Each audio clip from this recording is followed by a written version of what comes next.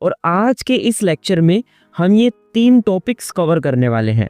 सबसे पहले हम डिफरेंट एनिमल्स के साइंटिफिक नेम और उनके क्रोमोसोम नंबर के बारे में देखेंगे। फिर हम एक डेयरी फार्म में काऊ शेड की डायरेक्शन और मिल्किंग पार्लर की डायरेक्शन को समझेंगे। देन हम डिफरेंट एनिमल्स के जेस्टेशन पीरियड या फिर आप इसे गेस्टेशन पीरियड भी बोल सकते हो, जो भी आप प्रोनाउंस करना चाहो। तो फिर हम डिफरेंट एनिमल्स के गेस्टेशन पीरियड को भी समझेंगे। तो चलिए बिना देरी के वीडियो स्टार्ट करते हैं। तो सबसे पहले यहाँ पर कुछ एनिमल्स के नाम दिए हुए हैं, फिर यहाँ पर उनका साइंटिफिक नेम भी दिया हुआ है और उसी के साइड में यहाँ पर क्रोमोसोम नंबर भी जो है बताए गए हैं। सबसे पहले अगर हम बात करें ज़ेबू कैटल की, तो आपको पता है कि ज़ेबू कैटल को जो है इंडिजिनस कैटल भी बोला जाता है। इसका जो साइंटिफिक नेम होता है वो होता है बोस इंडिकस और इसमें क्रोमोसोम नंबर कितने होते हैं? 60। वहीं अगर हम एक्सोटिक कैटल की बात करें तो इसका साइंटिफिक नेम होता है बोस टेरस और इसमें भी जो क्रोमोसोम नंबर है वो 60 होते हैं। गोट की अगर हम बात करें तो गोट का साइंटिफिक नेम होता है कैप्रा हिरकस और इसमें जो क्रोमोसोम नंबर है वो कितने होते हैं? 60 होते हैं। देखो गाइस, जो साइंटिफिक नेम होता है उसका जो पहला हाफ पार्ट है वो जीनस को रिप्रेजेंट करता है और जो लास्ट का जो हाफ पार्ट है वो स्पीशीज को रिप्रेजेंट करता है। वहीं अगर हम शीप की बात करें तो शीप का साइंटिफिक नेम है ओविस एरिस और इसमें जो क्रोमोसोम नंबर है वो कितने हैं? 54। वहीं अगर हम रिवर बुफेलो या फिर वाटर बुफेलो की बात करें तो इसका साइंटिफिक नेम होता है बुबेलस ब्यूबेलिस और इसमें जो क्रोमोसोम नंबर है वो होते हैं 50। वहीं अगर हम स्वेब बुफेलो की बात करें तो स्वेब बुफेलो का जो साइंटिफिक नेम है वो है बुबेलस कैराबेनेसिस और इसमें जो क्रोमोसोम नंबर है वो है 48। वहीं अगर हम डोमेस्टिक पिग की बात करें तो डोमेस्टिक पिग का जो साइंटिफिक नेम होता है वो होता है सस डोमेस्टिकस और इसमें जो क्रोमोसोम नंबर है वो होते हैं 38। वहीं अगर हम वाइल्ड पिग की बात करें तो वाइल्ड पिग का साइंटिफिक नेम होता है सस स्क्रोफा और इसमें भी जो क्रोमोसोम नंबर है वो कितने होते हैं? 38। हॉर्स का साइंटिफिक नेम होता है इक्वस कैवेलस और इसमें जो क्रोमोसोम नंबर होते हैं वो होते हैं 64। अगर हम डंकी की बात करें तो इसका साइंटिफिक नेम होता है इक्वस एसाइनस और इसमें जो क्रोमोसोम नंबर होते हैं वो होते हैं 62। देखो, जितने भी फर्टाइल एनिमल्स होते हैं ना, उनमें क्रोमोसोम नंबर जो होता है वो जनरली इवन नंबर में होता है। वहीं अगर हम बात करें म्यूल या फिर हिमी की तो आपको पता है कि ये दोनों ही इनफर्टाइल होते हैं और इनमें जो क्रोमोसोम नंबर होता है वो होता है 63। वहीं अगर हम बात करें सिंगल हम्प कैमल की तो इसका साइंटिफिक नेम होता है कैमेलस ड्रोमेडेरियस और इसमें क्रोमोसोम नंबर होते हैं 74। वहीं अगर हम बात करें डबल हम्प कैमल की तो इसका साइंटिफिक नेम होता है कैमेलस बैक्टेरिनस और इसमें भी जो क्रोमोसोम नंबर है वो होते हैं 74। ये मैंने आपको ऑलरेडी जो है फर्स्ट लेक्चर में इनका जो साइंटिफिक नेम है वो याद भी करवाया था एक ट्रिक के थ्रू।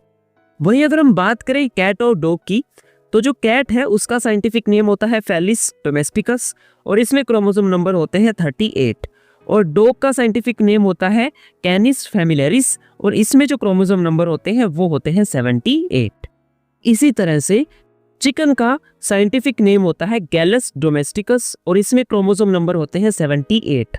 रैबिट की अगर हम बात करें तो रैबिट का साइंटिफिक नेम होता है ओराइक्टोलेगस कैनिकुलस और रैबिट में क्रोमोसोम नंबर होते हैं 44। वहीं अगर हम बात करें याक की तो याक का साइंटिफिक नेम होता है बोस ग्रूनिन्स और इसमें जो क्रोमोसोम नंबर होते हैं वो होते हैं 60। अगर हम बात करें मिथुन की, मिथुन एनिमल में जो क्रोमोसोम नंबर होते हैं वो होते हैं 58 और इसका साइंटिफिक नेम क्या होता है? बोस फ्रंटेलिस। वहीं अगर हम बात करें माइस और रैट की तो माइस का साइंटिफिक नेम होता है मस्कुलस और इसमें क्रोमोसोम नंबर होते हैं 40। और वहीं अगर हम बात करें रैट की तो रैट का साइंटिफिक नेम क्या है? रेटस नॉर्वेगिकस और इसके क्रोमोसोम नंबर कितने हैं? 42। वहीं अगर हम बात करें ग्विनिया पिग की तो इसका साइंटिफिक नेम होता है कैविया पोरकेलस और इसके जो क्रोमोसोम नंबर है वो है 64।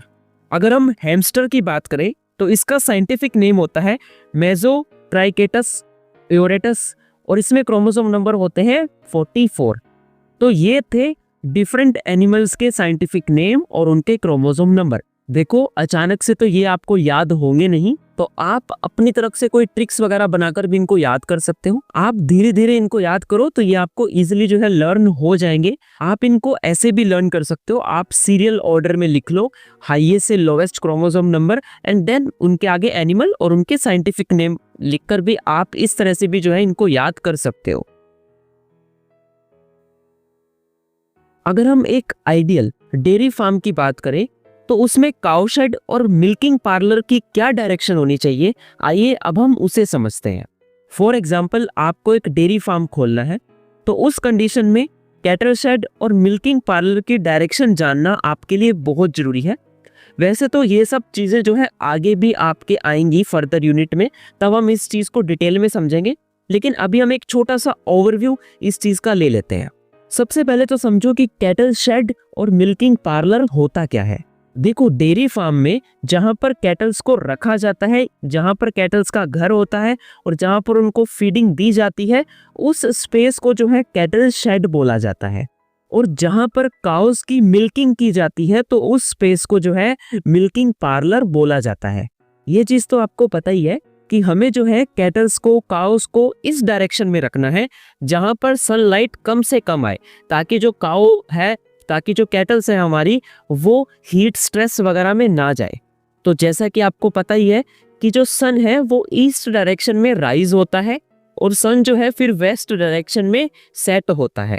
यानी सन जो है वो ईस्ट डायरेक्शन में उगता है और वेस्ट डायरेक्शन में जो है वो छिप जाता है। फॉर एग्जाम्पल सन जो है अभी ईस्ट डायरेक्शन में है, तो आप देखो सन की रेज जो है वो कुछ इस तरह आएंगी।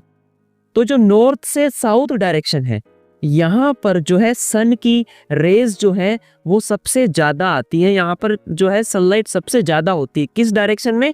नॉर्थ से साउथ डायरेक्शन में। लेकिन हमें तो काउस को इस डायरेक्शन में रखना है जहां पर सनलाइट सबसे कम हो। तो सनलाइट जो है सबसे कम ईस्ट से वेस्ट डायरेक्शन में होगी। तो इसी वजह से कैटल शेड की जो डायरेक्शन होती है डेयरी फार्म में, वो होती है ईस्ट टू वेस्ट, क्योंकि यहाँ पर सनलाइट सबसे कम होती है और काऊ वगैरह जो है वो हीट स्ट्रेस में भी सबसे कम जाती है। जैसा कि हमने समझा ही था कि जो सनलाइट है वो सबसे ज्यादा नॉर्थ से साउथ डायरेक्शन में होगी, इस डायरेक्शन में सबसे ज्यादा सनलाइट होगी।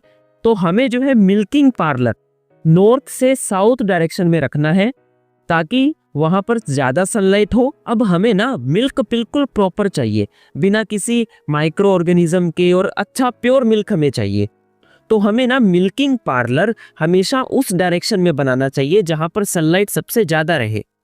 तो हम जो है उसे नॉर्थ से साउथ डायरेक्शन में बनाएंगे, क्योंकि मैंने आपको बताया था कि सनलाइट सबसे ज्यादा नॉर्थ से साउथ डायरेक्शन में होती है।